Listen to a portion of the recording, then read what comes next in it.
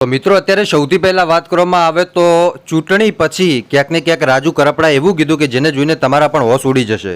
મિત્રો તમને બધાને ખબર હશે કે ગઈકાલે ચૂંટણી હતી, બધા લોકોએ મતદાન આપ્યું, પણ એમાં દુઃખની વાત એ કહેવાય કે એ મતદાન દરમિયાન 3 વ્યક્તિના હાર્ટ એટેકના કારણે અવસાન થઈ ગયા। તો ભગવાન પહેલાં એમની દિવ્ય આત્માને શાંતિ આપે, કેમ કે એમને એમનો ફરજ નિભાવ્યો, કેમ કે વોટિંગ કરવા જવું એ એક સારું કામ કહેવાય, બરાબર।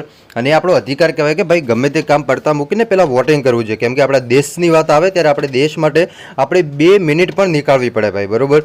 તો જેટલા પણ લોકોએ વોટિંગ કર્યું એમને પણ આપણે અપીલ કરીએ, જેટલા લોકો અવસાન પામ્યા એમને ભગવાન એમની દિવ્ય આત્માને શાંતિ આપે એ જ પ્રાર્થના કરીએ, કેમ કે એ પણ એમની ફરજ નિભાવવા માટે ગયા હતા, પરંતુ ક્યાંક ને ક્યાંક વધારે પડતી ગરમીના કારણે એમના હાર્ટ એટેકના કારણે 3 લોકોના અવસાન થયા। હવે મિત્રો વાત કરવામાં આવે તો રાજુભાઈ કરપડા। હવે રાજુભાઈ કરપડા તમે બધા લોકો જાણતા છો કે ભાજપની અંદર જ્યારથી જોડાઈ ગયા હતા ત્યારથી લઈને ખેડૂતો એમ કહી રહ્યા હતા કે રાજુભાઈ કરપડા ગદ્દાર વ્યક્તિ। રાજુભાઈ કરપડાએ ખેડૂતો સાથે વિશ્વાસઘાત કર્યો। રાજુભાઈ કરપડા પૈસા જોઈને ભાજપમાં જતા રહ્યા।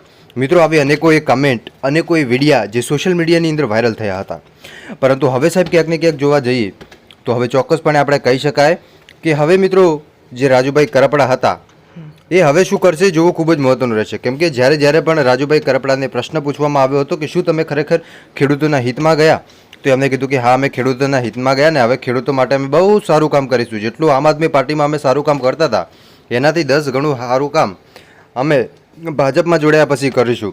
તો એવું મિત્રો રાજુભાઈ કરપડા કહી રહ્યા છે। હવે તમને શું લાગે મને એકવાર કમેન્ટ કરીને જરૂર બતાવજો, બાકી આવનારા સમયની અંદર ખબર પડી જશે મિત્રો કે કોણ પોતાનું ને કોણ પારકું, એ તો તે દિવસે સમય જે દિવસે આપણે દુઃખ પડે, બરાબર। હવે દુઃખ એટલે કેવું દુઃખ કે જ્યારે અતિવૃષ્ટિ થાય, પૂર આવે ત્યારે મદદ કરવા આવે ને એ જ બસ આપણે એક કહેવાય ને તો આપણા માટે એક બહુ મોટી હેલ્પ કહેવાય। બસ આજ માટે આપણે આટલું જ રાખીએ, મળીશું આપણે નવા વિડીયોમાં નવા ટોપિક સાથે। ત્યાં સુધી બધાને જય માતાજી, જય દ્વારકાધીશ।